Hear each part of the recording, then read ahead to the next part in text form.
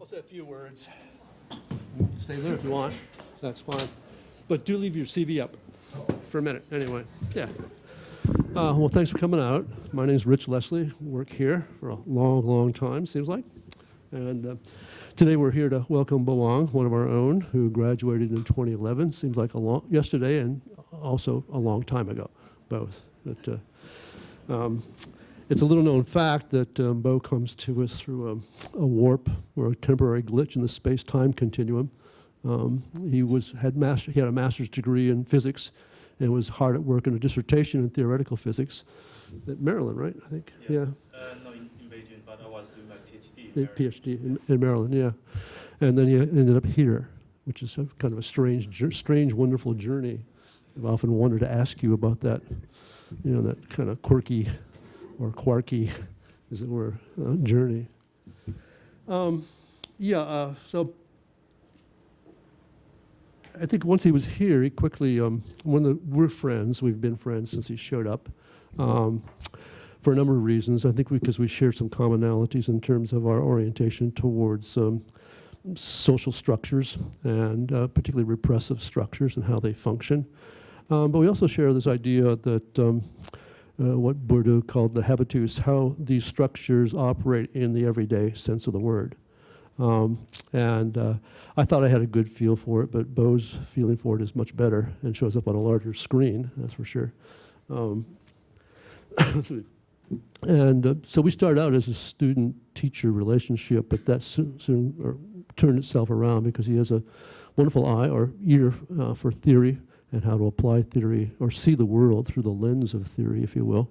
And of course, theory is everywhere around us these days, particularly if you're going to use your subject matter, China, and particularly in relationship to the U.S. The idea that to have him here and share things is wonderful. And I think probably during his thesis, the relationship turned around. He became my teacher because he asked me to sit in a couple occasions when he was editing his thesis, and I'm a little embarrassed to admit that I really had never sat at an editing table on a video, and it was a wonderful experience. I learned a little bit about the relationship between words and image and questions of narrative structure that I'd never really considered, and these are issues that Bo has remained involved with since that time. And he was going to talk about it. Bo doesn't really need me to talk for him. But we did decide together on a format, which is because we have a limited amount of time.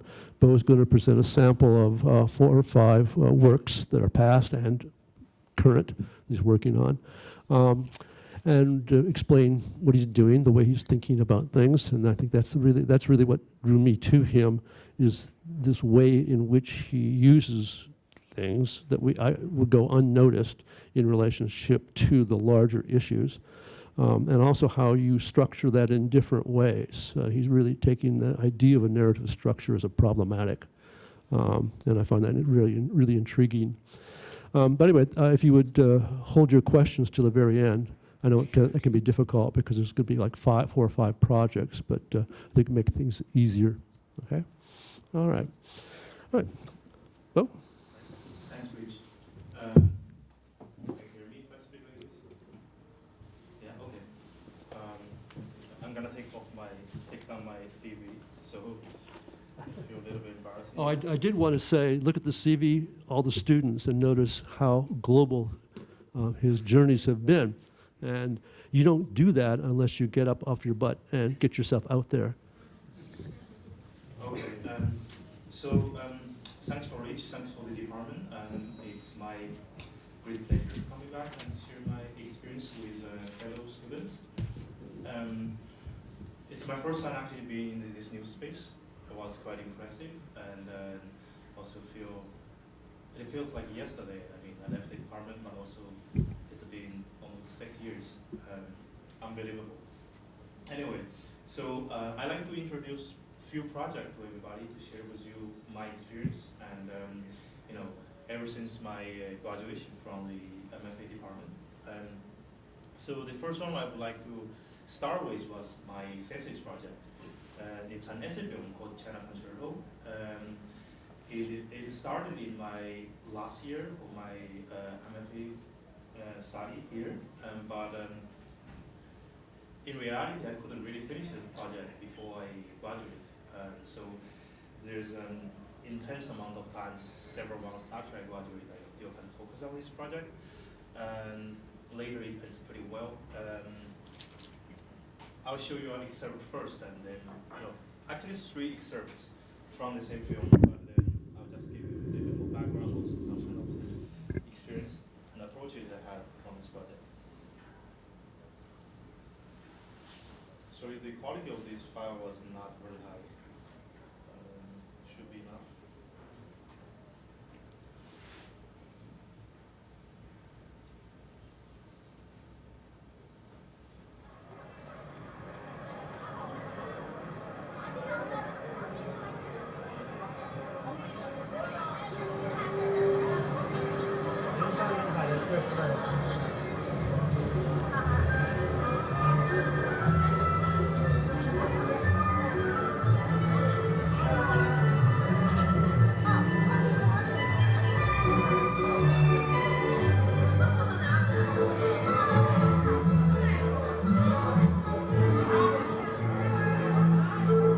Dear Gabriela, he wrote, my trip in China is going great.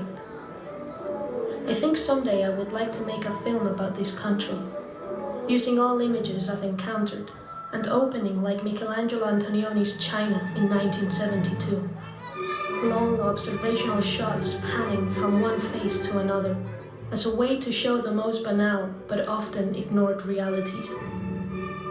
I believe the faces are effective enough to address the modern conditions, self-evident. I've also thought about the soundtrack. I thought about using the pure patriotic song I Love Beijing Tiananmen, the same Antonioni used in his opening. But I'm happy with a piece of ambient music I recorded from a shopping mall, a symphony I perceive as a celebration of glorious improvements on daily life. Strangely enough, later I found this symphony had been composed 1 decade earlier than the other.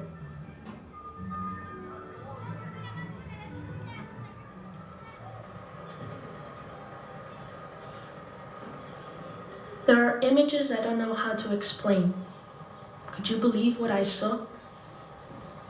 A rotating Christ the Redeemer.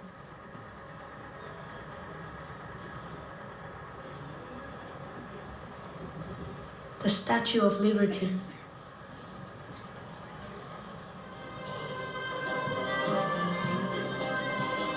A group of Chinese people dancing in front of Mount Rushmore.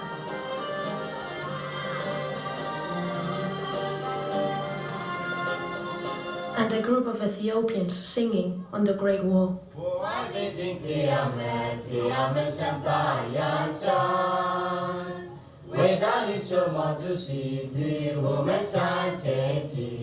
I might need to acknowledge that the world is really globalized. I guess that could be my conclusion after seeing all of these images. Of course, nothing was so simple. The Great Wall they stood on was just a simulation.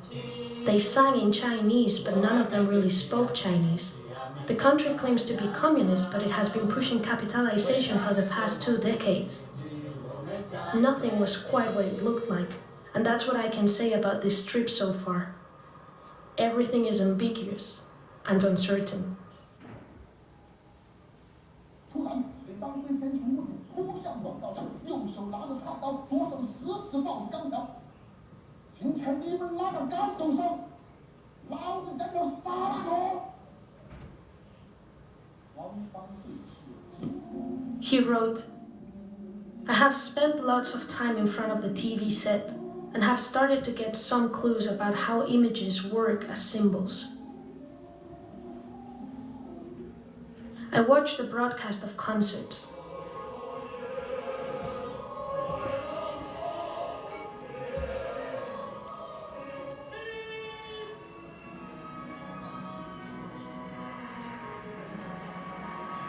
When each episode or performance ends, the TV broadcast just cuts to the officials.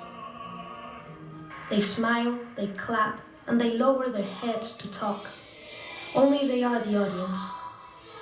I began to understand it was not about the quality of the performance, but the transfer of power from spectacle to the bureaucracy. Nothing is outside the binary system. I like to pay attention to those who are not meant to be the center of attention. In TV shows, I always look at the other host person who's not speaking. During a mass performance, I focus on individuals. It's my way to get past the seduction of aesthetics.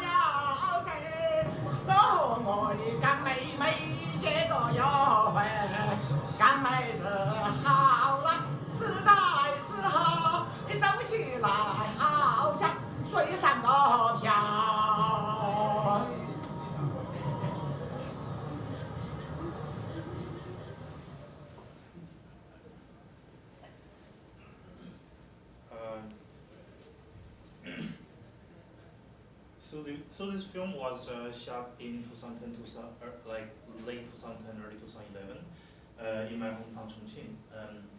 At that time, Chongqing was going through some radical political movement because one of the local party leaders was, running for seats in the next top party leadership. So he initiated lots of Maoist, nostalgic propaganda strategies, and also started lots of public performances, singing, dancing, to contest in this kind of political struggle. So, I mean, for me, it was very astonishing to see how everything is going on, and also how certain types of gesture, which I believe belong to the past, can simply come back, and how people would spontaneously react to those kind of political gestures. So this film is structured and under this kind of personal essay, first person, third person narration, and also kind of reflect on the creation of a spectacle, and also the manipulation of images in everyday life. It was well received, and but also it took a long time for me to have opportunity to show this movie, because apparently nowadays for film festivals, they more or less have their agenda, and also for distributors, for and film fundings, there's certain type of pattern that they are looking for in terms of what kind of film came out of China, what kind of film came out of India, what kind of film should be expected if come from Middle East. So if for I think for artists who looking for their own kind of expression, their own point of view. If you don't fit into that kind of pattern, you need to overcome a lot of other things to have a real opportunity to show your work. But luckily, I got some good showing experiences.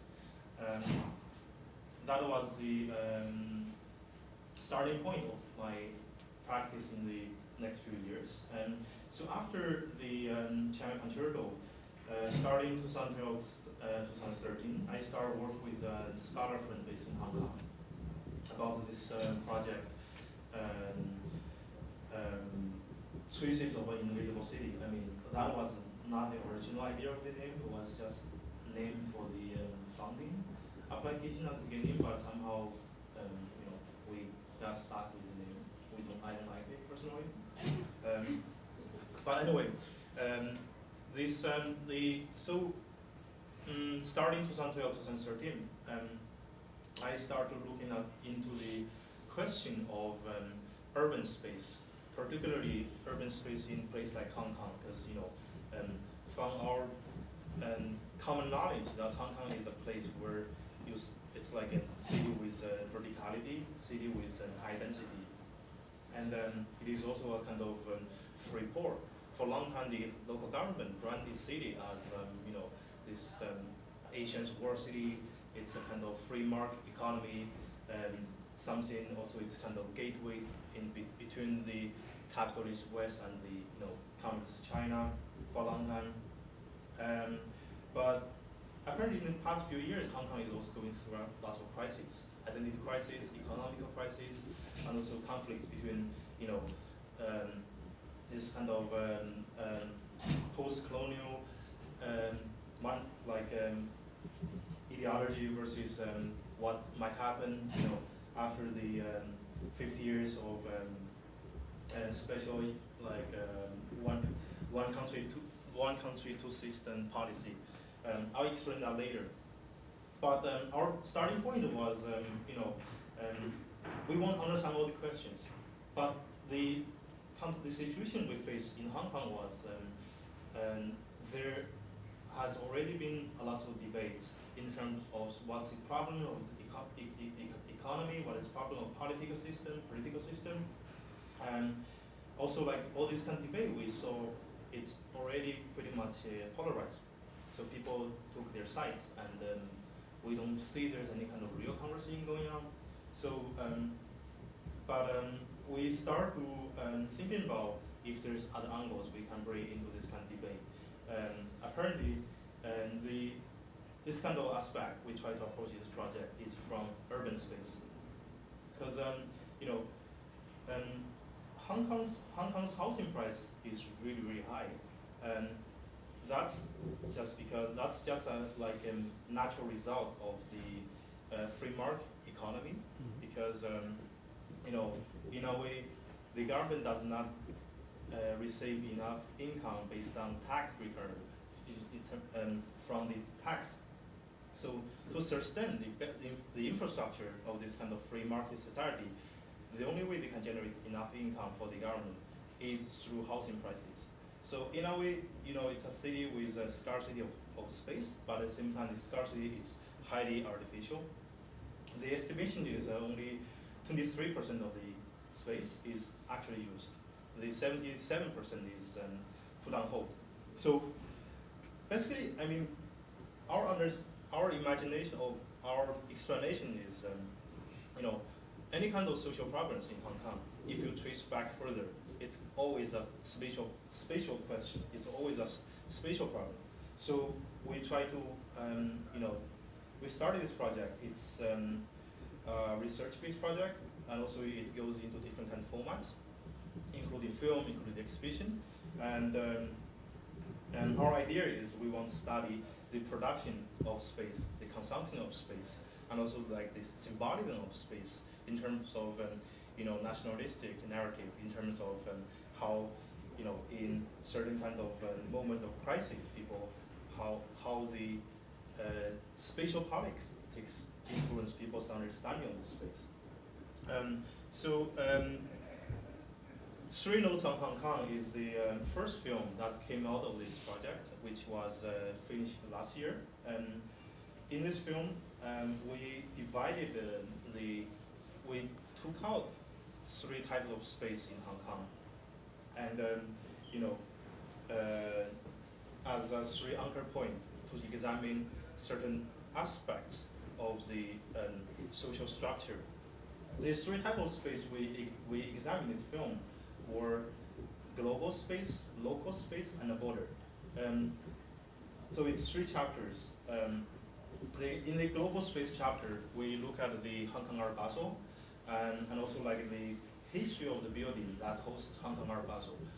Because the building that hosts Hong Kong Art Basel is sort of like, from nowadays point of view, it's a cultural enclave.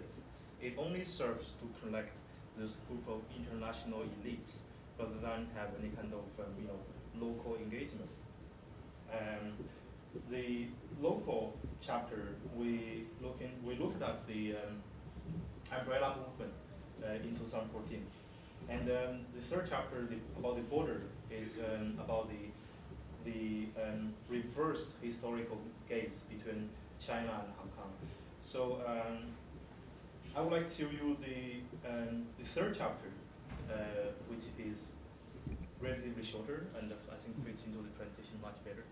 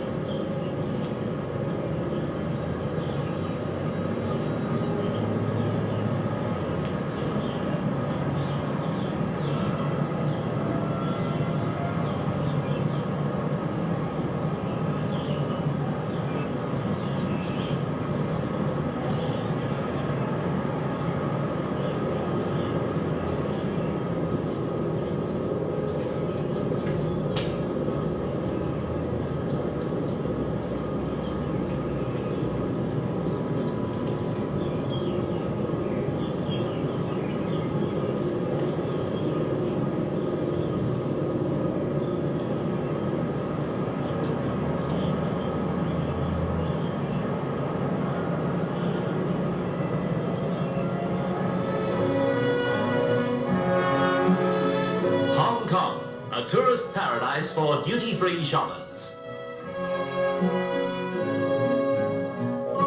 The international airport is a busy place. In fact, all Hong Kong is busy. Huge apartments house some of the population, but many live on junks and sampans in the harbour itself. More than 4 million people live here, 99% of them Chinese. And China, communist China, lies only a few miles away just across the border. On one side, a British colony. On the other, Red China.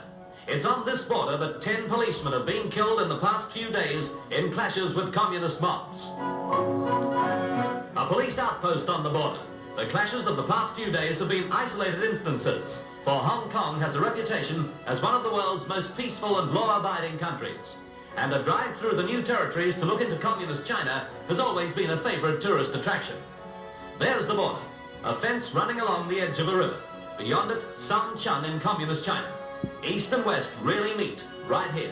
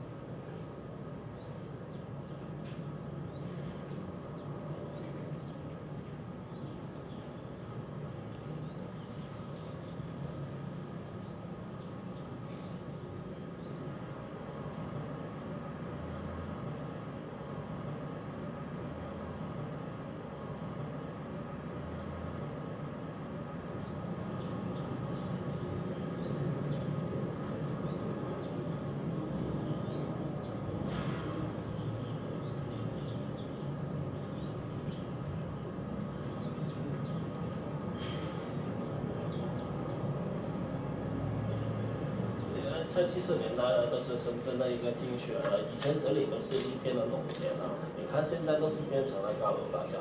可以看它，如果以前的话没有水准的话是进来不了的，现在已经被改建了，成为高楼大厦了。你看外面就是深圳比較繁榮啦。佢再落好多喎，係啊。係啊。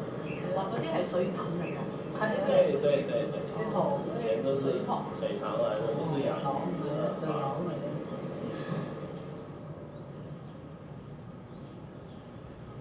在香港多个边际站之中，以落马洲与深圳市是最接近的，可以闻到深圳特区的风貌。可以拍照留念一下啊。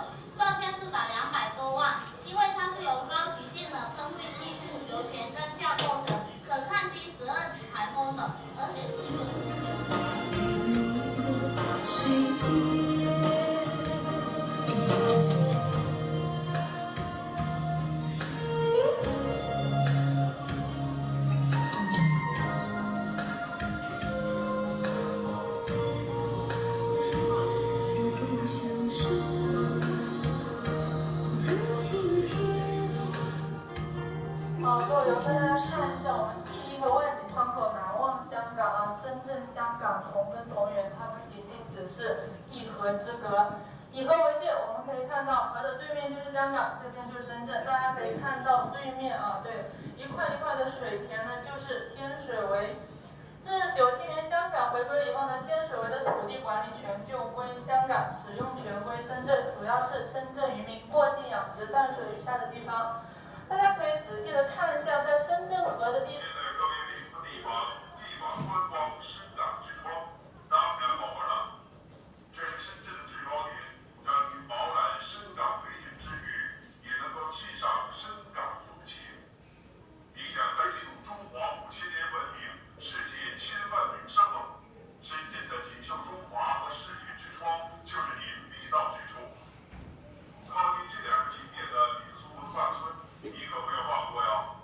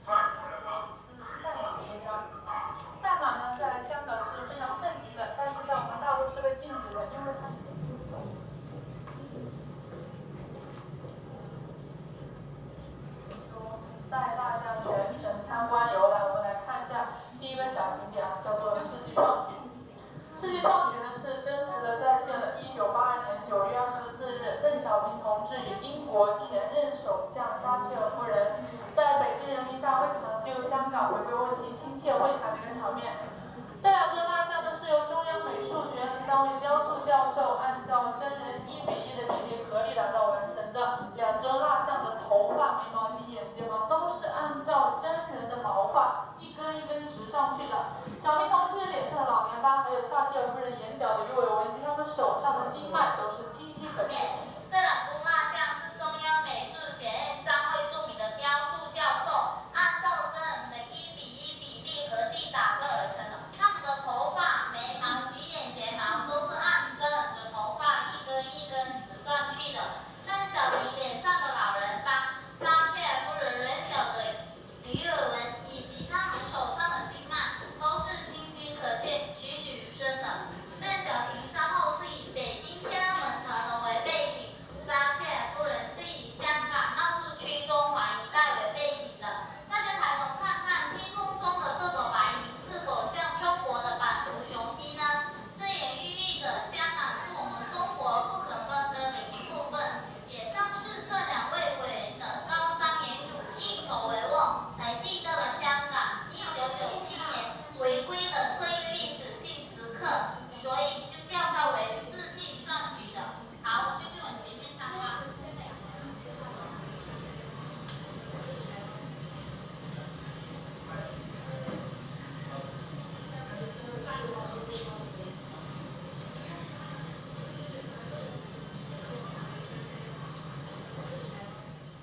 两方谈得很好，所以应该符合。这一切不是按照互谅的基础上来会谈，所以气氛很好。 The atmosphere of the talks was very good, and the two sides held the talks in the spirit of mutual understanding and mutual accommodation. 效果也好。 And very good results have been achieved. 满意吧？ Are you satisfied? Isn't that wishful thinking though, because the handover hasn't even occurred yet, but yet you already have indications that liberties will be rolled back? Is it really a sad day for Hong Kong? I think it's applying the history, which necessarily is what happened in the past, to the prophecy for the future. And you look and see how many, many more nations there are that have come up to full democracy with freedom and the rule of law than there were at the time of the last war. More and more are coming up to full liberties. There are tyrannies. Fascism and communism are not democratic. But you see the collapse of communism in the Soviet Union. First the collapse of the Soviet Union, and then the collapse of communism was the greatest and most hopeful event of my lifetime. When you fell down in front of the Great Hall of People after meeting Deng Xiaoping, many people saw that as an omen. So what were you thinking when that happened, or what did you think when that happened? I was actually looking up at the cameras at the bottom, because they're looking, and I had very high heels on. The steps are rather more narrow than the ones I was used to having, and the heel caught on the edge of the step, and so my ankle went. And that's all it was, just bad luck. Yeah, so so the idea of looking at Hong Kong is also, Hong Kong is a place where all types of, political and cooperation force meet and confronts. So one story happens here, it's always about something somewhere else. I'd like to share with you some anecdotes of some of the footages. For instance, in this kind of wax figure, this is one still shot from the footage I shot about the wax figure's feet, but it is also about the absence of something.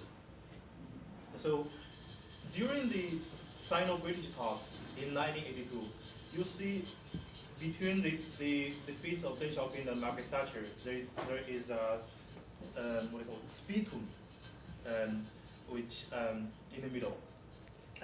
So lots of journalists who participated in this historical moment recall that Deng Xiaoping, he was in this meeting in a kind of performative way, and he was already like 80 something. He's coughing all the time, smoking all the time, like all the speed all the time. which pretty much I think it's a gesture of of his hard line kind of position towards the negotiation, but also as a strategy to annoy Margaret Thatcher. So there are actually lots of writings about the spittoon, and people also compare Deng Xiaoping's meeting with other foreign leaders, and it's quite interesting, based on the position of spittoon, where how much inside or how much outside was placed, and also you can tell the relationship between two countries. For instance, the one on the right is Deng Xiaoping's meeting with Lee Kuan Yew, and the spittoon just disappeared. That was a very friendly moment between China and Singapore. So lots of my practice also involved with research into historical details. One story I would like to share, and which leads to a project I did last year, was about Mongol. In 1968, Pakistani government sent Chairman Mao sent Mao Zedong a box of 40 Mongols as a gift, as a kind of like a national gift, because in the 60s China does not produce Mongols, and Pakistani Mongols is very famous. But apparently Mao didn't like Mongols. The next day he ordered to send the 40 Mongols to the schools and factories in Beijing as a gift. So people from knitting factories, from universities, they received the Mongol. But in a way, this triggered a nationwide kind of excitement about receiving, some kind of precious gift from the great leader, which nobody knows how to deal with the Mongols because it's so sacred, and nobody dare to eat them. So what happened was, all these institutions, they try to preserve the Mongol, waxing it, put it on kind of glass boxes, put on pedestal, being exhibited, and later on, the 40 Mongol were not enough, so they create plastic replicas of Mongols to be exhibited nationwide and for in even faraway villages. So I think it speaks a lot about this kind of notion between what is original, what is a replica. And so you can see there are some pictures of how the Mongols are welcome in the military, in the factories, in the schools, and it appears in different kind of designs for everyday objects. And one funny story was in one of the knitting factories in Beijing, the workers start to realize their preservation was not well done. So the Mongols start to rot, and people were kind of scared about how to deal with the situation. And so workers from the whole factory, they actually hold a meeting just to vote how to deal with rotting Mongol. And the solution is people burn this Mongol into a huge jar of water, so that they make a huge jar of Mongol soup, so everybody get a seat. So I took that a kind of starting point and kind of historical reference, and made this Mongol-based cocktail for my friends an art festival last year. The piece is called Assez for Mao. So basically, it's I used this Mao Tai, which is supposed to be Mao's favorite liquor, and as a way to celebrate the revolutionary passion and historical absurdity. It was just like a one-night event. That's my performance piece. And so starting in last summer, I did art residency in Singapore,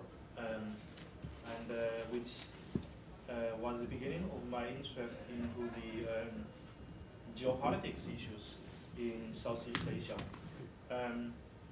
The residency was a research-based residency. The artists were not required to produce work, but the idea was to engage with certain kind of social-political circumstances in Southeast Asia. So I started to focus on the issue of sand in Singapore and also in the whole Southeast Asia in general. Sand, S-A-N-D, the construction material. So that's the map of Singapore. It's island between Malaysia and Indonesia. It's pretty small, not much bigger than New York as a country. And if you're looking at the right-hand side, you can see like the territories from the 1970s to 2013. Like the estimation is nowadays more than 25% of their territory came out of reclamation, which means they make their lands out of nowhere. But this kind of expanding, not only for the reclamation purpose, for modern cities today, the city exists based on constant growing of economy, which means there needs to sustain the economy of the city needs to renew itself. It needs to have lots of constructions, skyscrapers, CBDs, all this kind of infrastructure. And that also needs lots of construction material. But back to the issue of sand. Sand is a very bizarre material in the world. It feels like you can see sand everywhere, but globally speaking, usable sand is in huge scarcity. The thing is, we have more than enough desert sand in the world, but desert sand does not qualify for any kind of construction purpose. For instance, Dubai, when Dubai was making all the buildings, Dubai Tower, making the Palm Island, all this kind of reclamation project, all the sand Dubai used was from Australia, because all the desert sand nearby we have enough, but none of them can qualify for making cement or even for reclamation.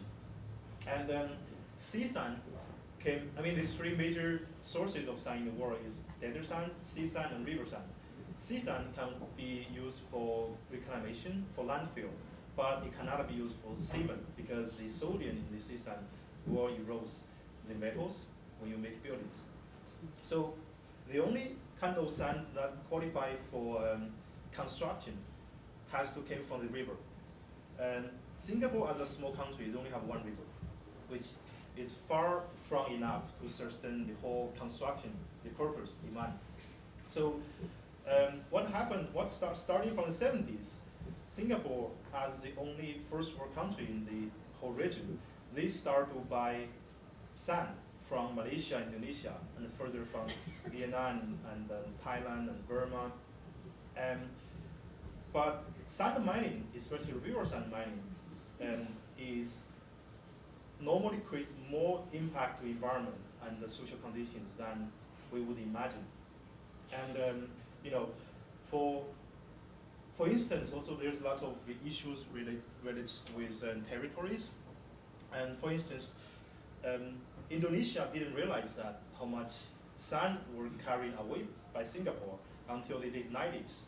And the first governmental report from Indonesia side, they realized throughout the past 20 years, from the early 80s to late 90s, Indonesia lost 24 islands because of Singapore's sand mining.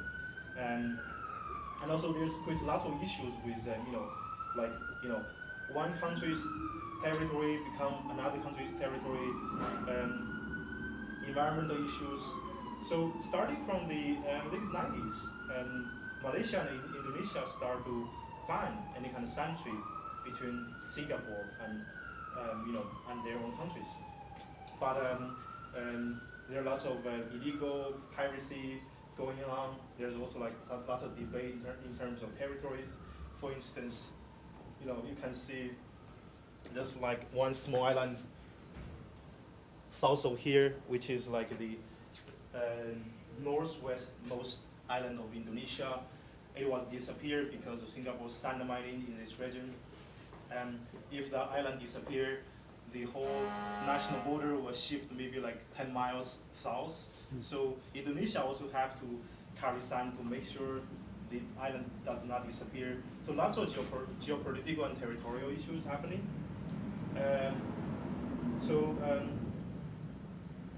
I started to look into this condition and during my residency, and also this is Singapore's sandbank.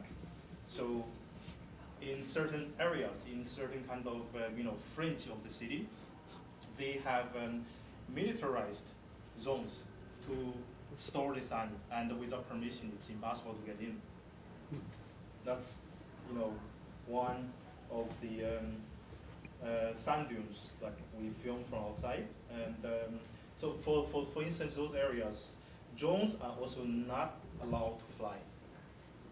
Like basically, if you buy a drone in Singapore, the drone, if you carry the drone to those areas, it will not take off. I took one drone with me from China, and when I entered the border, and the guy really he was quite kind of serious about where I bought the drone, and I told him not in Singapore. And then he's become more serious about giving me instructions this is the area, this is the instruction, where you should fly, where you should not fly. So basically, I think for lots of drone brands now, they program before it leaves the factory that to forbid you to fly in certain areas. Anyway, this project is still ongoing, so it's. But for me, I mean, it's not only about the physical circulation of the construction material, which apparently is part of the project, but it's also about this kind of economic exchange between first world country and the third world country, the global south.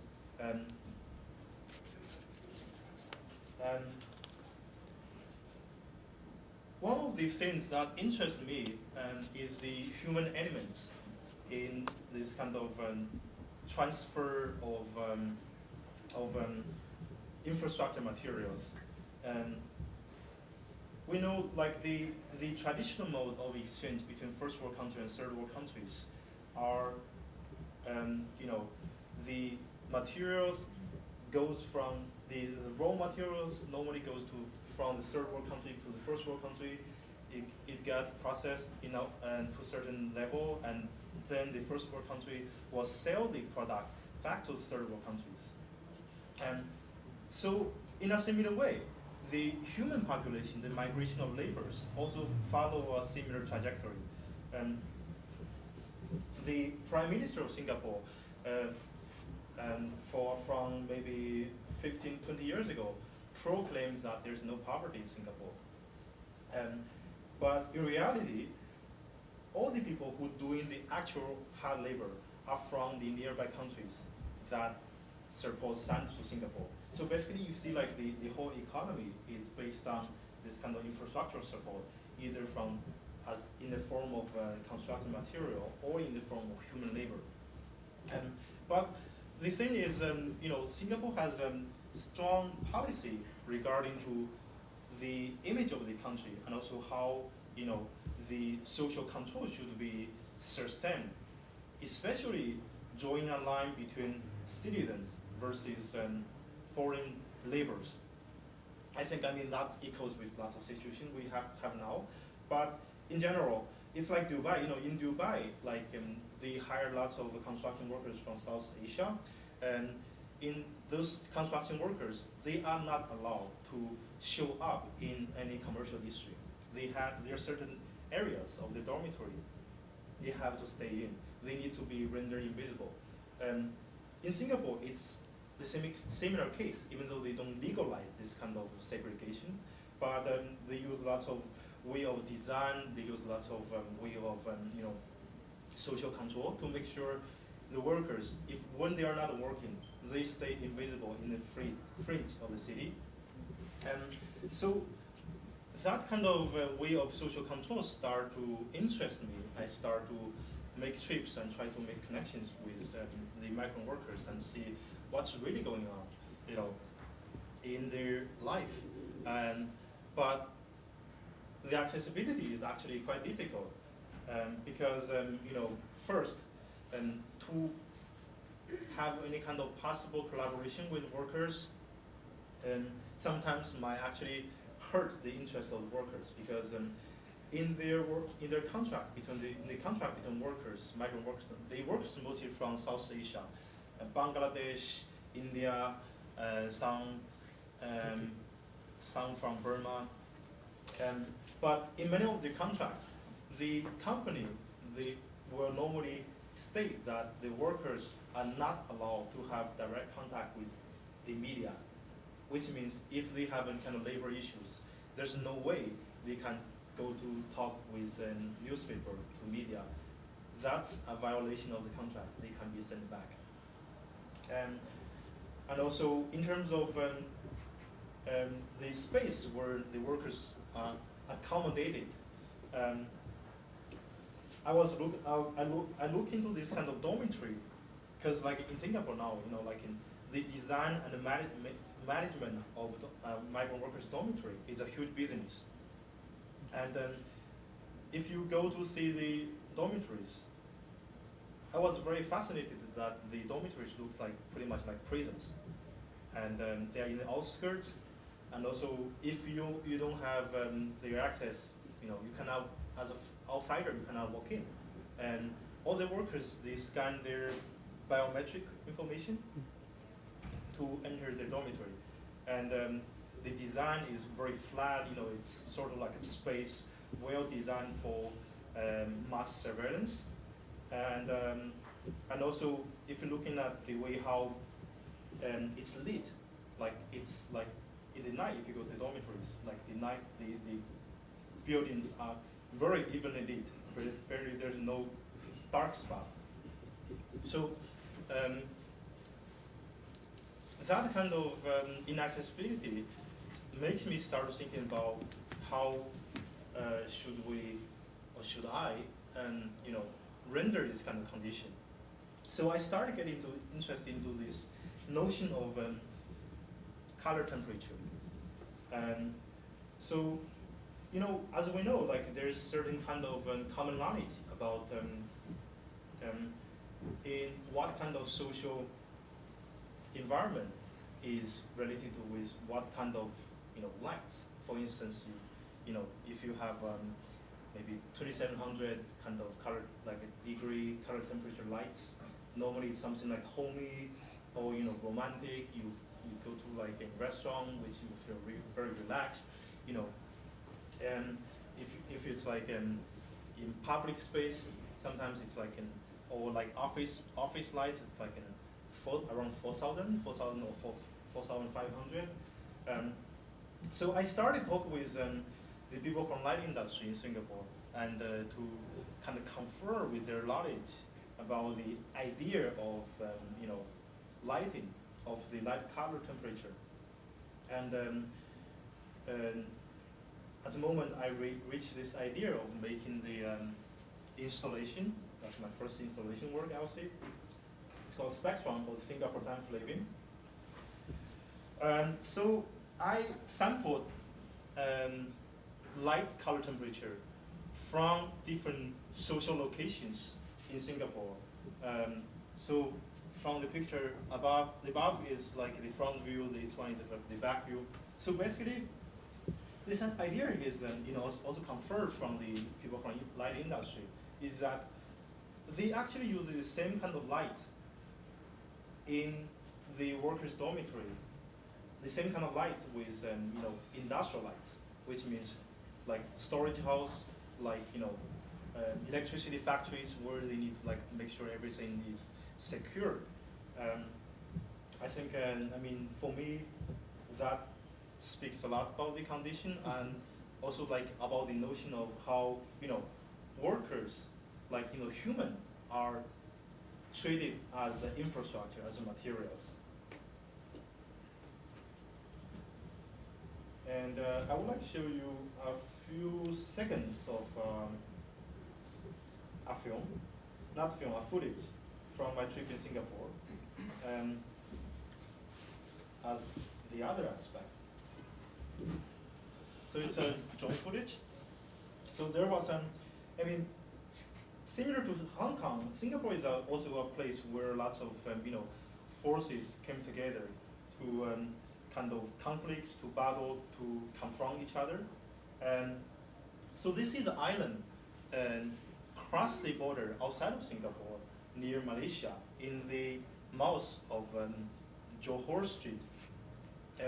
This island is built by a Chinese developer from South China.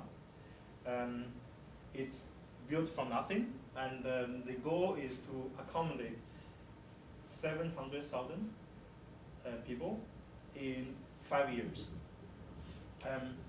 The idea of this island was, I think their major target was Chinese middle class families who wants to move their assets outside of China to some kind of offshore haven, because the future function of this island will be tax-free, will be kind of serve as a free port. But it has lots of issues because the size of the construction, because the issue of sand and environmental issues. But anyway, I went to this island last summer during my time in Singapore.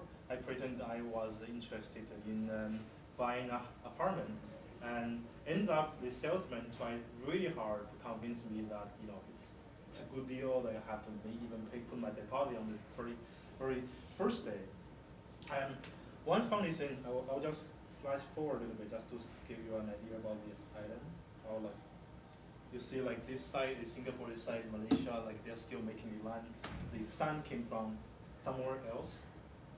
Anyway, but one funny thing I found was after the guy, all this calculation of the price, all his attempts to sell me the house, later I realized that the apartment he tried to sell me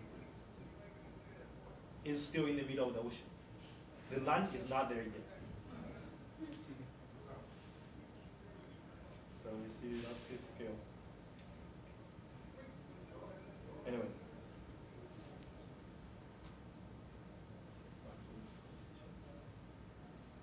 Oh, we go pretty fast. Yeah. So, okay.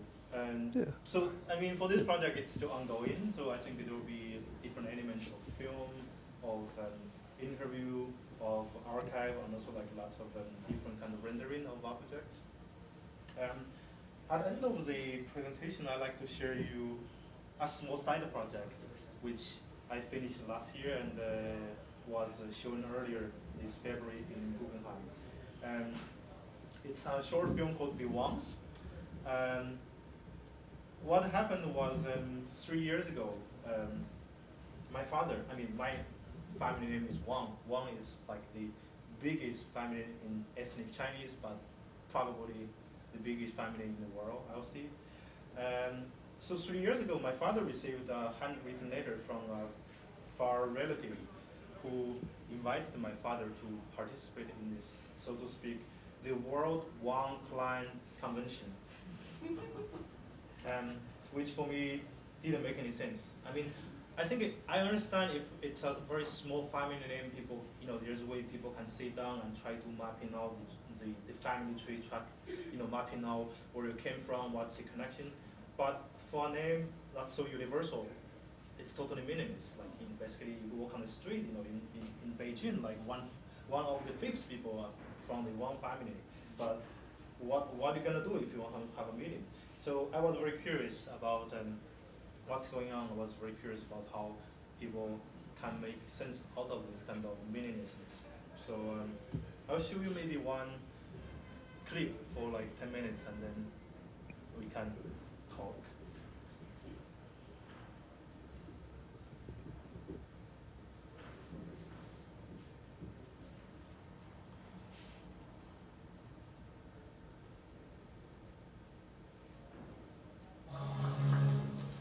期盼已久的第12届王氏恳亲联谊大会如期的在重庆隆重召开。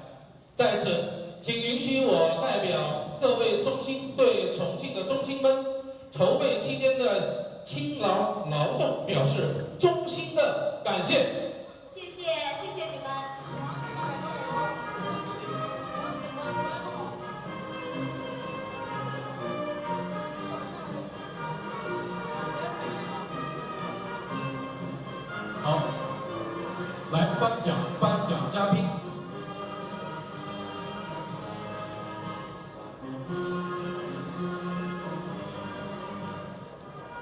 颁奖嘉宾。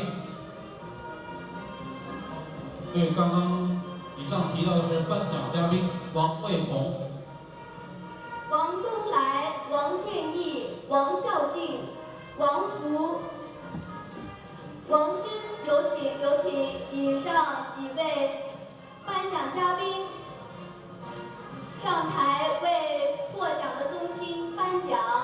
好，文化传承奖，来有请礼仪小姐送上文化传承奖。祝贺我们的王小佳先生获得了我们的文化传承奖。对，好，有请我们的礼仪小姐。有请礼仪小姐。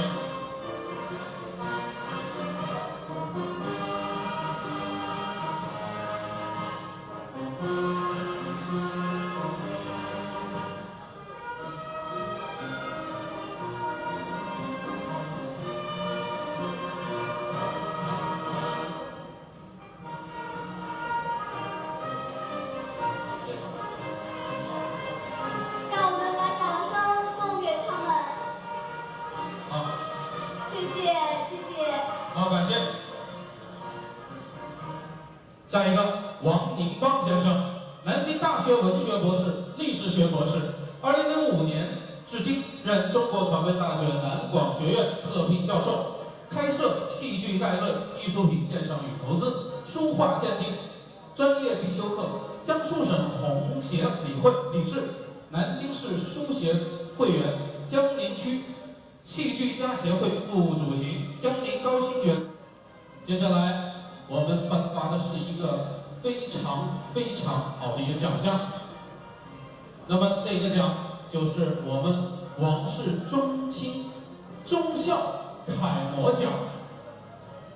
那么我为大家先讲述第一位中校楷模奖的获得者，他来自祖籍江苏的北京人，著名开国将军方志敏堂弟，方振林义女，北京环宇嘉兴影视文化传媒有限公司董事长，中企博智北京商贸有限公司董事长，北京普元生美容有限公司董事长，柳琴戏名家，民族歌手，影视剧演员，著名公益慈善家，宗教人士，企业家，收藏家，拥军模范，在电视剧《法庭风云》《AD 之恋》等数十部影视剧中扮演过各种角色，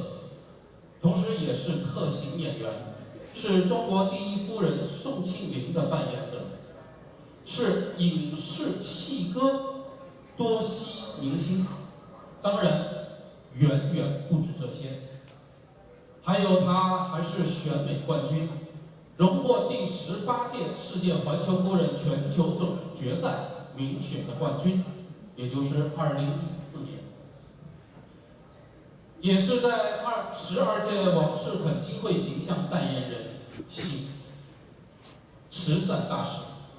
可就在他光鲜的背后，他却和37名贫困儿童过着最平凡的生活，吃着大锅饭，也享受着其乐融融。自从第一次从贵州一个破落的小山村拾回一名弃婴开始，收养孤儿及贫困儿童便成了他没有阶段过的事业。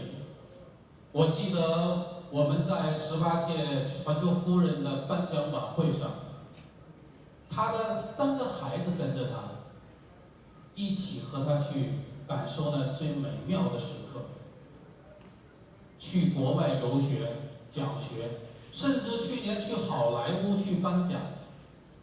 这就是他就是来自北京中青会会长王元琪女士，掌声有请。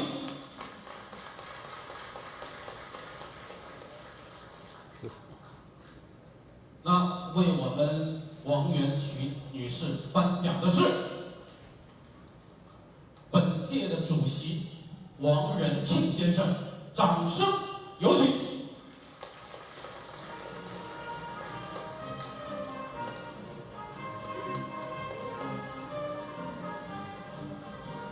好，来。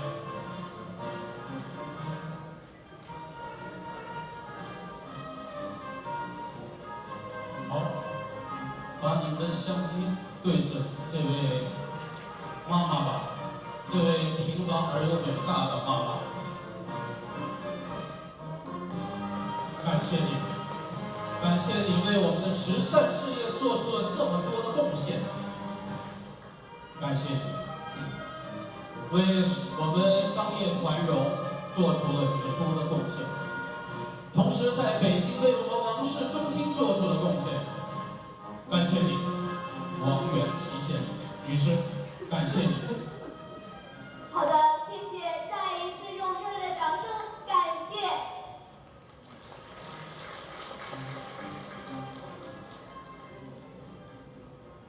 对，有礼物送是吧？有什么礼物透露一下？王元琦女士的礼物在哪里？她让他们去拿礼物。来，有请。对，这是送给组委会的是吗？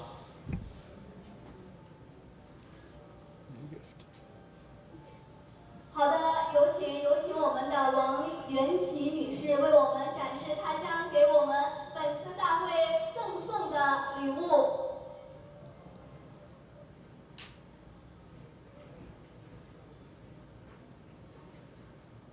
是什么礼物呢？哇！掌声在哪里？太漂亮了，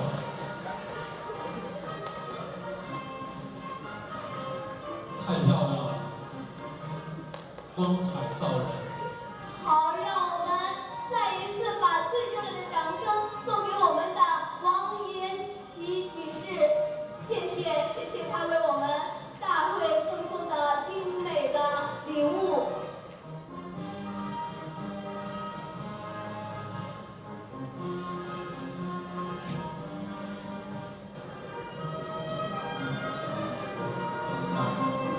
好，那么王元琦女士，您有这么多的荣誉，今天也给大会的组委会送来了礼品，您为大家讲几句吧，来。好，有请。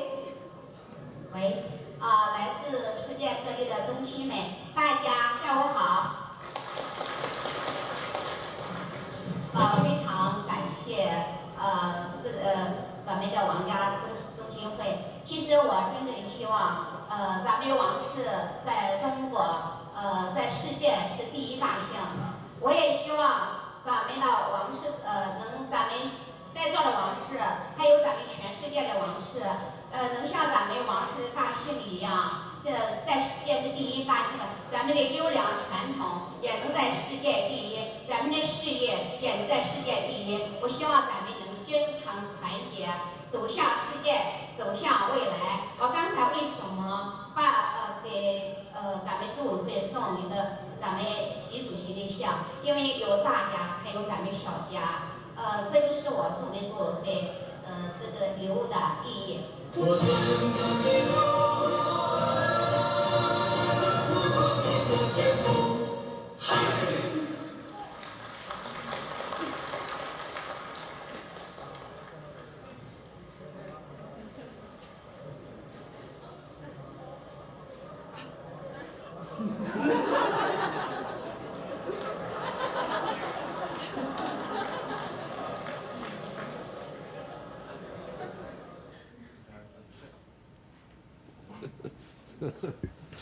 That was so close, it was painful.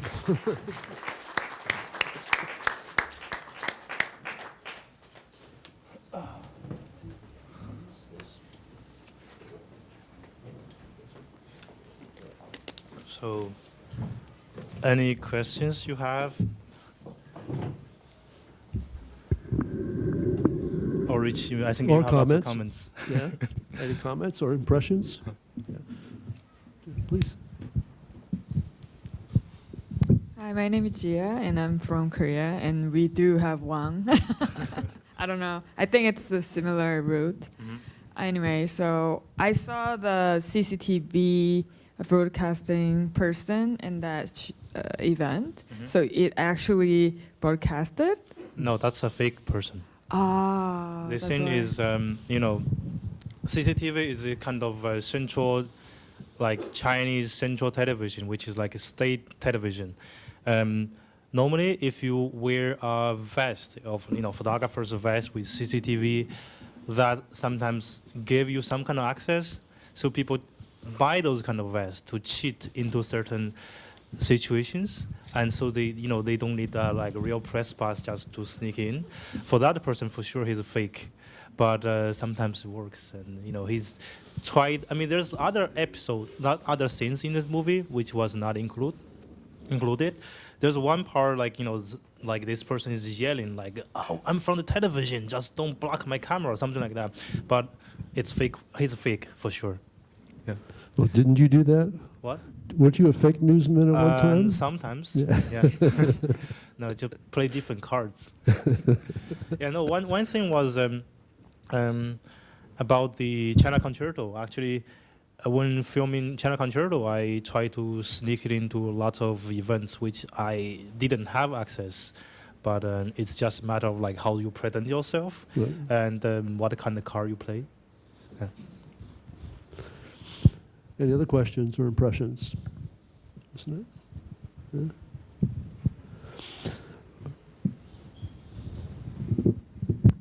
I feel like most of your film, you put a lot of sense of humor in it. I'm curious, like, if you feel it's funny in a way, or like, are you condemn the culture, or? Well, I think in many ways it is funny, but I don't know. It's something. I don't think it's something intentionally created, but it's just a matter of like how myself perceive those kind of events. I think even though sometimes in very sad conditions you can still find certain things that you might laugh, but in a desperate way maybe. Yeah.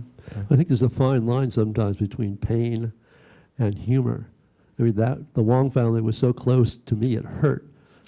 Not only have I been to places like that, I've been in such presentations and had the curtain close on me with the outside of it, But I think the broader point, I mean, that would bother me because it could have been read as a criticism, But on the other hand, it's also was just real life. And one of the themes that Bo seems to have is that's why he looks to the margins. I think earlier he said, I didn't want to be seduced by the idea of the spectacle, but I think it's even more than that. I mean, if you think of, in philosophic terms, if you think of like people like Derrida, they're always looking to the margins. They're looking to the minor points. And I remember even in art history, one of the great methods for connoisseurship is you always look to the things that the painter ignores, like the ears, because that's where the habit shows up. And they'll repeat that sort of thing. But for us, it's also where I think one of the themes that Bo has been doing, he named, was trying to make sense of things that don't make sense. And especially in this particular climate, the issue of what makes sense and what does not make sense, the foibles, to be gentle about it, but also the misuse, of what seems to be rational. It was really absurd. I think often of the Dadaist, where their response, you get them in our history as people who are anti-art, and they fail to tell you that they're reacting to the absurdity of the world that people call rationality. I think we don't have to go too far out this door to to feel ourselves in the middle of that soup these days.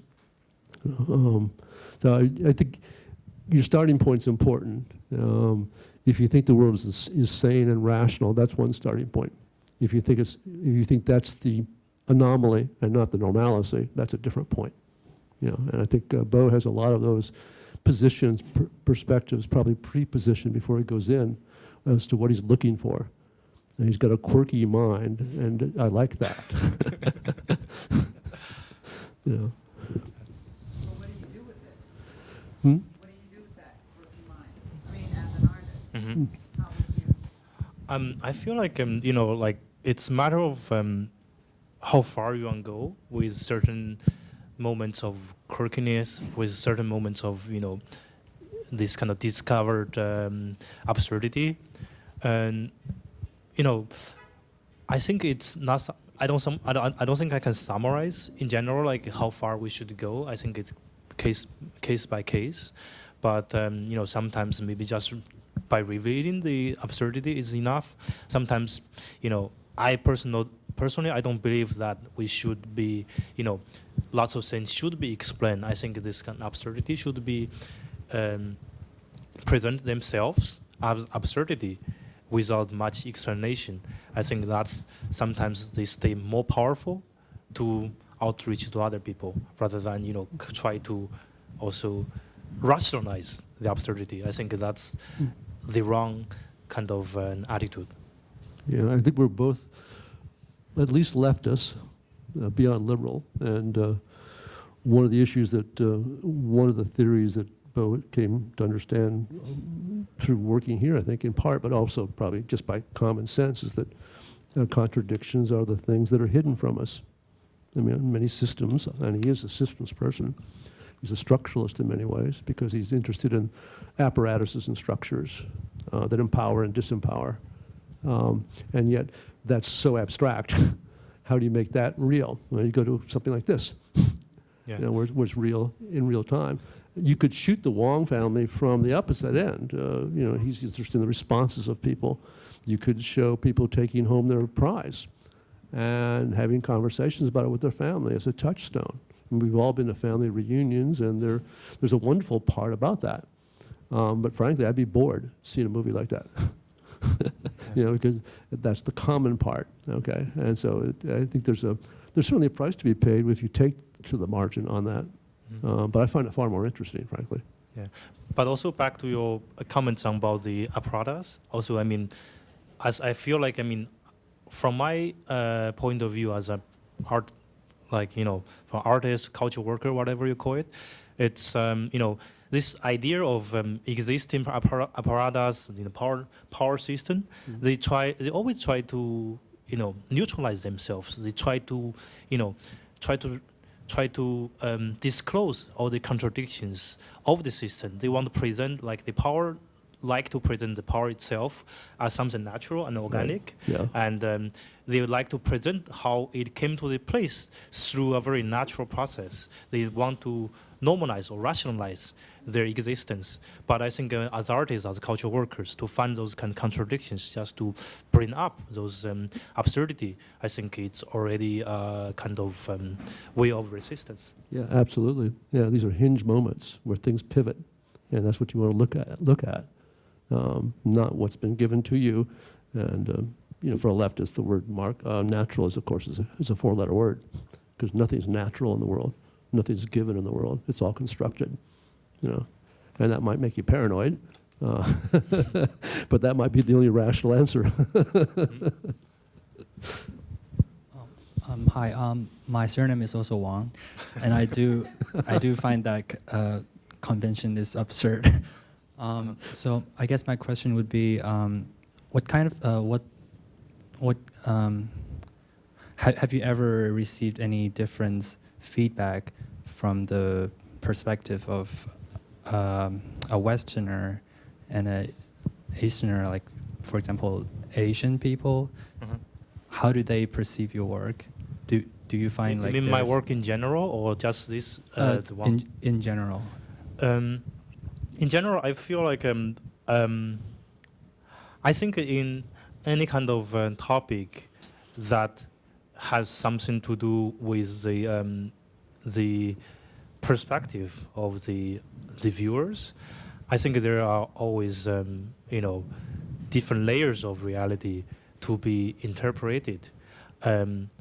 I mean, for instance, you know, when I make projects about China, I'm not thinking about this is, you know, I don't have a particular type of audience in mind. I feel like there needs to be something universal that can speak to a different group of people, but I don't think there should be a unified kind of interpretation for any kind of work. And for instance, even like, making a historical documentary about China, like, insiders, so to speak, insiders and outsiders, you also share different kind of reality, different kind of attitude. I think, I don't think one is more authentic than the other. I think they both have their own blind spot. For me, I'm very interested in how people interpret my work. So I think this kind of conversation between me and the people who see my work is something sometimes I really appreciate, or sometimes brings me more about my practice than what I normally expected. Thank you. Yeah. He's also, as a footnote to that, we were talking yesterday over coffee, and he's been traveling around quite a bit, and he's been very interested. I'm encouraging him to start taking notes on the different perceptions per country or per area in the globe, where he's noticing that, particularly with artists, and what that means to people and how they interpret it, and the feedback from that. So I think it's something that concerns him, and he's started to hopefully make notes about it. Yeah. Yeah. Oh, hi. My name is Vincent. I have been graduated from this school 2 years ago. So I'm really interested in your Singapore project. I forgot the name of the project. The Singapore one. Project? Yeah. So my question is, how do you interpret the modernity in this project? Because you talk about the urban border economics in Hong Kong. So this is my question. How do you interpret the modernity in that project? In Singapore or in Hong Kong? In Singapore project. How do I interpret modernity? Singapore is a modern country, and also they try really hard to be very modern. Mm-hmm. The idea is, basically they want to be a Western country, even though their geographic location is in the, Southeast Asia, this kind of global South region.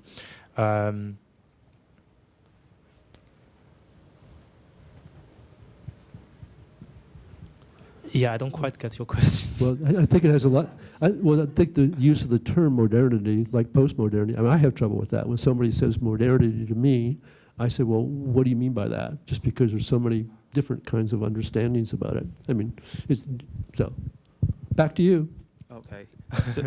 So I also have a question on this modernity, because as you mentioned at the end of that clips, and the people from China who has a lot of assets choose to move there, right? Not yet. That's their ideal. Their ideal, right? Yeah. So take this ideal thing as an example. Would you like to talk a little bit more about this ideal in relation to the modernity? Well, I think modernity is just like the framework is too big. But I like to maybe go back a little bit with the details of the island, because nowadays if you go to any big cities in China, you see the advertisement of this island. It's everywhere.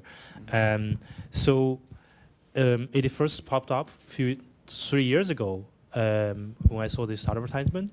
So this idea is, because now the Chinese economy is so well developed, they have so much money, they don't know where to throw. So at the beginning, like this developer from South China, they want to make some kind of project in Malaysia because the land is relatively cheap, but also because of the political instability in China. People has this kind of strong anxiety that nobody really believes this kind of economic growth will sustain forever. So people want to have a kind of backup plan. They want to make sure they have some assets out of this country so that they feel secure. In a way, that was not new, for the people who was in power, for the wealthies, and they have already done that. They already have their money in some kind of Swiss bank, but that kind of anxiety also stays in a large portion in middle class families, but they don't have access to do that. And so what this developer did was they want to create this kind of community not far from China, but also outside of the border, just to give the access to the middle class family. Of course, it's some profit opportunity for them to just to. I think it's more kind of experiment, and I was very amazed by the design of the island because that's how the people, the new money thinking about what is future city. Basically, he's not building a community; he's building a city. So in general, like there will be 4 islands, and one will be residential. The other 3 will be like shopping, office building, whatever, and the whole island will be gated, which means if you don't live there, you cannot access. And there's, also. The name of the island is called the Forest City in an ironic way. Forest. So what they try to promote is that once you get on the island, you don't see any vehicles on the ground level. All the roads will be buried underground. In the ground level, it's just kind of foresty park. So that kind of idea, I think it's very much tightly targeted to the lots of fantasy, desires, imaginations of Chinese middle class family who has lots of sense of anxiety in terms of environment, pollution, political stability in China, and that island itself. I think there are lots of things we can expand about the island. It's purism. Yeah, completely pure. Yeah, and also it talks about somewhere else. It was about the status quo in China, but I don't know how should I make the connection between that with this notion of modernity. Well, one way is simply through the purity of it. The ideal, this thing. You go to Singapore and you get busted for spitting. But one of the tie-ins that you clearly went to was with Dan Flavin and the minimalism. If I had to take it back historically, I would take 1920s purist movement in Europe based on abstraction. And for a long time, we've recognized in the last maybe 20 years that abstraction is a perfect vehicle for capitalism. For commodity. Yeah, yeah, and free floating. So if you start, and this is an old argument in minimalism, it's maybe wrong to talk about minimalism as this big thing because Flavin doesn't look like Sarah, et cetera, and you can and people have made these differences, but I think we were talking about one time I was looking at some of those pieces, I thought of something like Alan Sekula and the fish story, which we study in classes, or I hope we study in classes. And Alan's clearly a Marxist and semiotician and so on, and I don't know if you know his work, but he came to the conclusion he was looking for invisible traces, networks that are not shown, that we don't see. And he came to the conclusion it was the shipping container. And it was a byproduct of the capitalist system to make the most efficient, rational, purest way of shipping things. And in the process, we've commodified, things, and they have real consequences. New Jersey saw that coming. They built the offloaders. New York didn't. We no longer have ships that arrive here. If you go down to the Verrazanos, you see these things, these floating cities going out across the world. And even the BBC has mounted them. And it's of some interest to us that the art world has adopted the shipping container for all of the major art fairs, including, when we put stuff up in Chelsea, because we are now global, therefore we're mobile.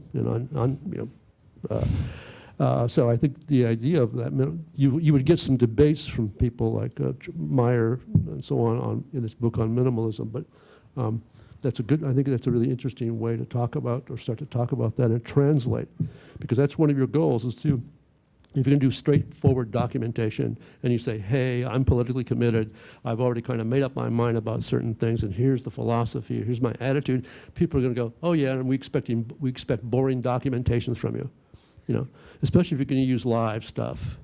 So how do you make that interesting?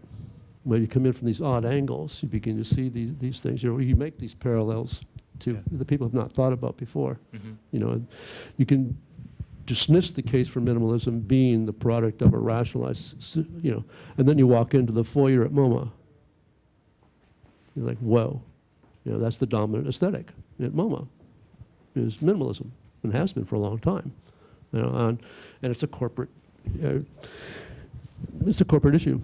Yeah. Corporations in the 70s bought minimal art, you know, to a large extent, because it's free floating. You can hang anything on it. You know, but you can also come out of it from your point of view, which is start to use it as a way to slice and dice a system. You know? Like repoliticize. Yeah, exactly, and bring it back into that frame. Yeah. Thank you.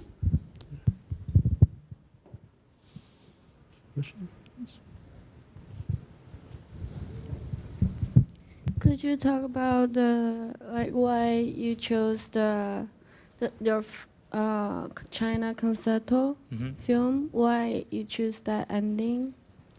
The ending? Yeah. It just came through the whole flow of narration, and in a weird way, because the ending was the only part you can't hear my own voice. I mean, the whole narration was mediated by a third person, but that's the moment like you hear me, the subjectivity of the film being somehow sensuously present. I don't know how I should comment on that, but are you bothered by the ending? Are you bothered by the ending? Because I really like the ending. Oh. I'm curious how it's processed. Like how, why you. Yeah, it's also like in like what we're talking about, like looking for contradictions, looking for, you know, absurdity in this kind of situation. You know, like that was also, I mean, the three excerpts was actually the beginning, the middle, and also the very ending of the film.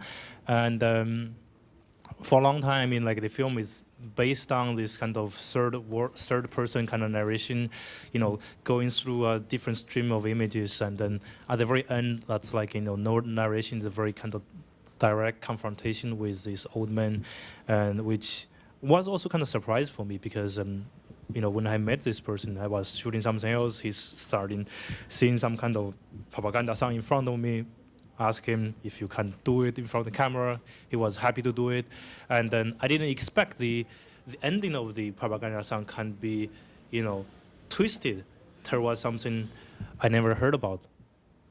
So I thought, oh, he's gonna sing a revolutionary song, propaganda song, but ends up something very absurd, and I don't know where it came from.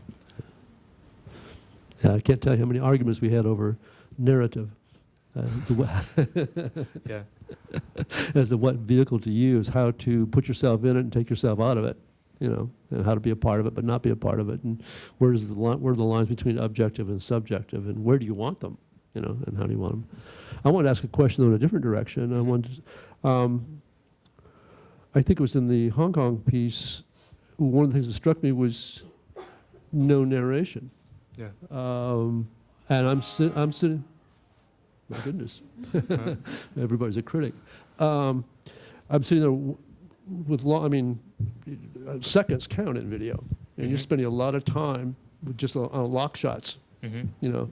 And I remember when I went to the Guggenheim, I realized that what they didn't see was the way that which you had pulled narrative back at the back of it. And to my first reaction, what that sounded counterproductive. In other words, if you're going to go into a documentary mode, you probably need to rely on either an educated audience or you need to rely on a text somewhere.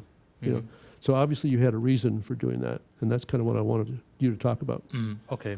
All that space that you're giving it in terms of film or video. There are several aspects of reasons. I mean,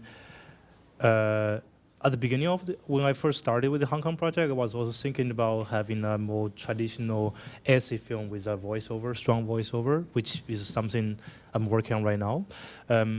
But this version was edited last summer, and this idea was, for certain, for the space, I think there's a certain way we can reconstruct this space in a cinematic frame that use the image itself to kind of reveal certain type of structure that's behind the functionality of the space. And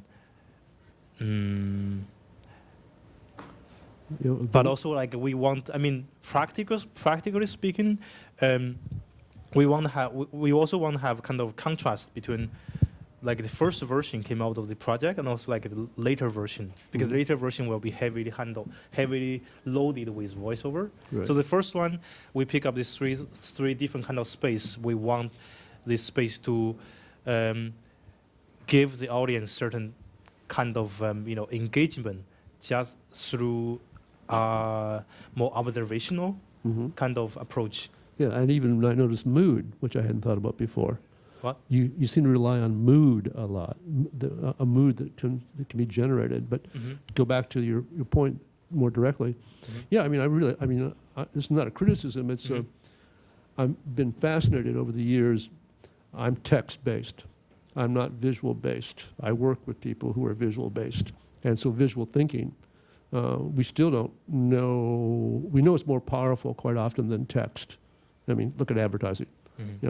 So I'm really interested in artists and people who use visual thinking and are. I've run a camera, in TV place, and it takes a lot of guts to run those seconds and seconds of silence, in a movie. So I thought that's what intrigued me, was the visual thinking of letting the visuals speak and create meaning, and frankly, space for me. I'm not being directed. Yeah. No, I feel like for me, when thinking about the structure of how to construct images, how to construct image versus text versus sound, music, and I think it's always about, the primary thing we encounter with images is always about the context of an image. Does the image speak for itself? Or if there's some kind of knowledge that's outside the frame, we should be aware about.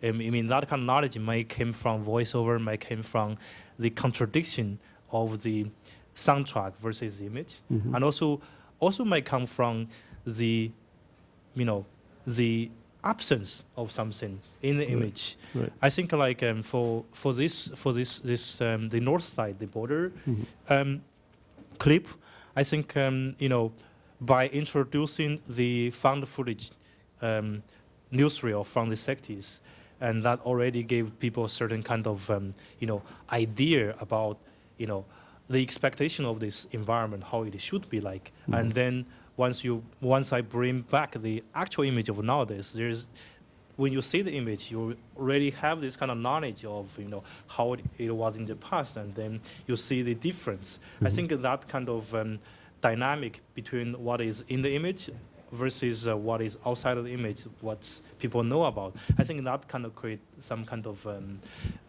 tension. Yeah, and knowledge. I don't want to undersell that. If you're waiting around, I think in the first part, which you didn't show, you're waiting on the setup where the Art Basel is located, and you're looking at these things, and then you're trying to tell me or give me through a mood some kind of knowledge that you're not going to give me textually until later, And so not only allows a kind of freedom, but it does impart, and again, I'm on fuzzy ground because I'm not quite sure, but some kind of knowledge occurs, that's all I can say. And I like that, and I like the fact that of that trying to couple it with mood, especially when you bring in song, So. Yeah, I like cheesy songs. Yeah. Really cheesy songs. I barely work with composers. I always use, fun, cheesy, corny musics. Yeah, I find a lot of value in kitsch. Well, in the global seminar, that's one of the things that's happened within the global world. Is that kitsch has been dusted off and given back to us. We're not in the 1930s Clement Greenberg anymore going high-low. We're investigating where these things rest within the kitsch, within the everyday, And, hell, the U.S. just got blindsided by ignoring that fact. So, is where power really rests. But anyway, back to other people. Questions? Comments? Anything? Yeah? No?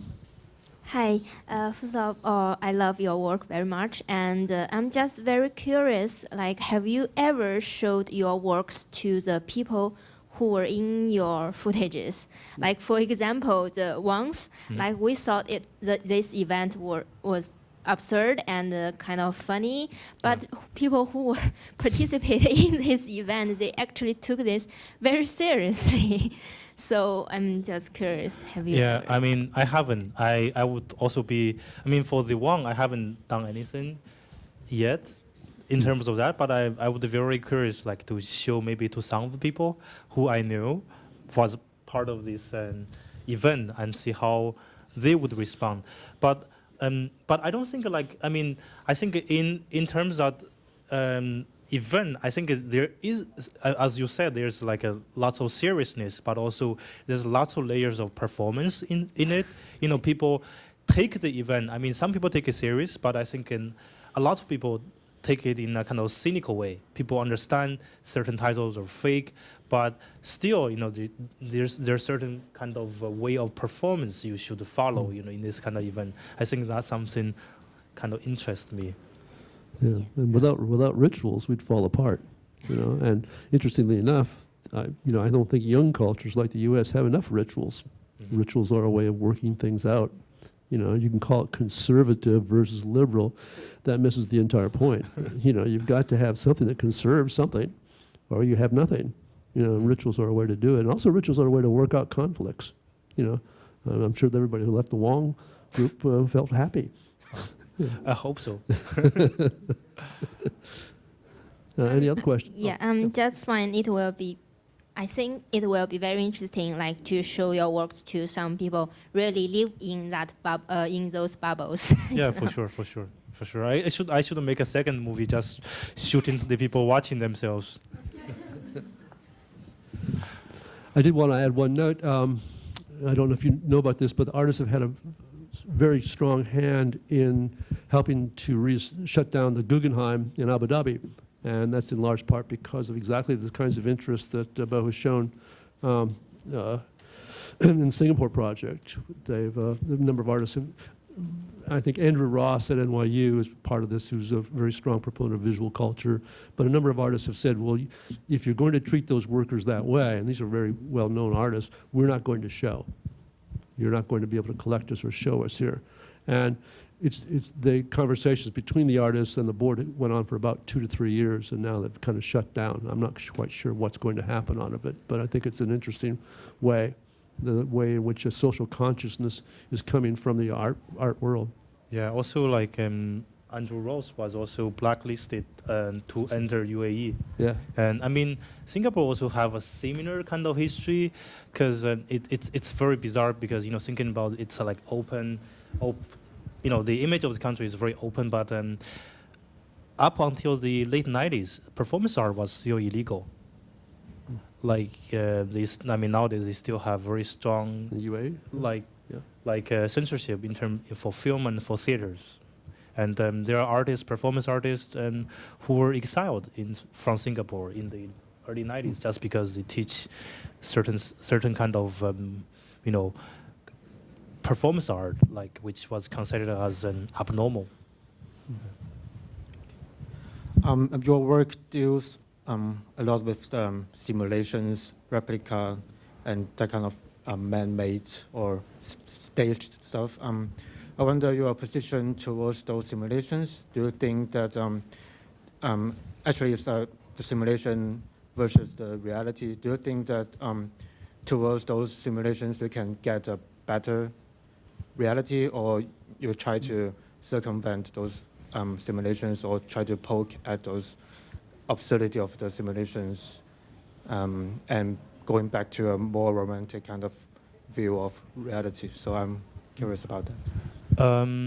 I think when we're talking about, you know, this binary between original and copy, and there are different kind of contexts. This kind of conversation might happen. It might happen in a kind of political context, might also happen in a kind of art context. I mean, sometimes goes together. But I don't know, like if you,